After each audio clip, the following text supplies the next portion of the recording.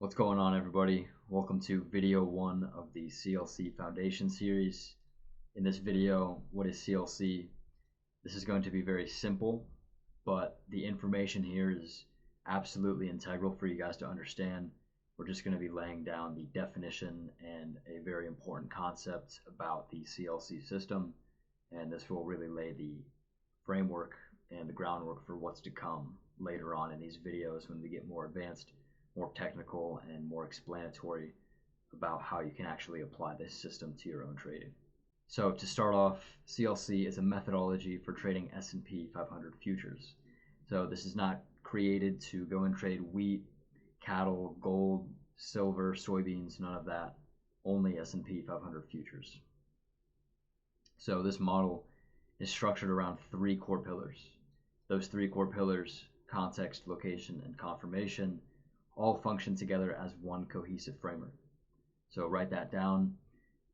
None of these components are ever used in isolation. So for example, just because price is in demand does not warrant my interest in a long opportunity. Just because I'm seeing buying activity on the tape doesn't mean that I have evidence, or doesn't mean that I have a reason to be taking the market long. All 3 of these tools have to be used in cohesion, and that's really what this whole thing is built around, is the unity between context, location, and confirmation. So context reveals the current market state. Who is in control? I guess we'll get into some of the tools right now. So we understand who's in control in ES, or which side has an edge over the other, by using the volatility index. That is one of the contextual instruments that you guys will learn about, how strong that control is. So for example, if the S&P 500 is moving up, how strong is that move? In order for us to gauge that, we use the RSP in the NASDAQ. So the VIX, RSP, and NASDAQ refer to the broader conditions and these broader market variables that are driving price movement within ES.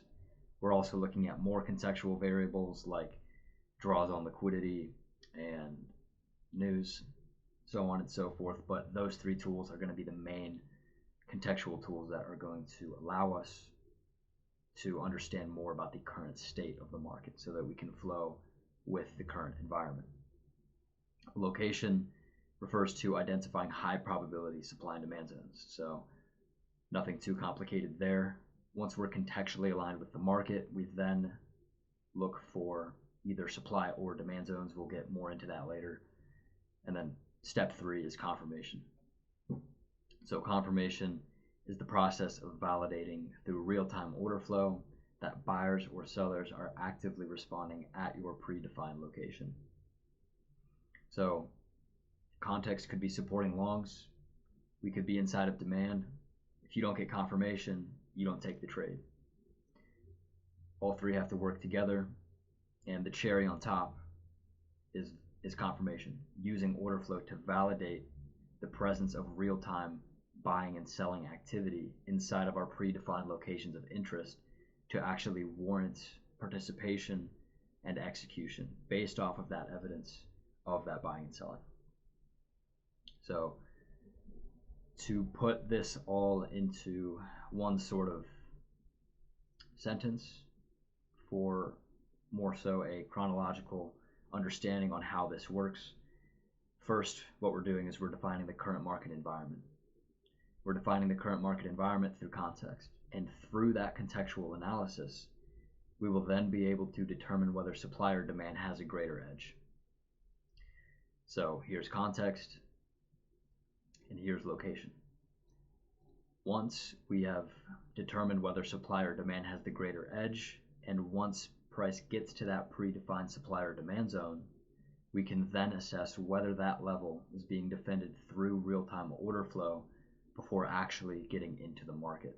So it's a chronological process, starting off with context, moving on to location, ending it off with confirmation. Once you have all 3, if the risk to reward makes sense, then you can hop in the trade, and the trade is being backed up by all 3 elements. So that is, on a surface level, what this system is about. context, location, and confirmation all working in unity and being defined through a chronological and systematic process.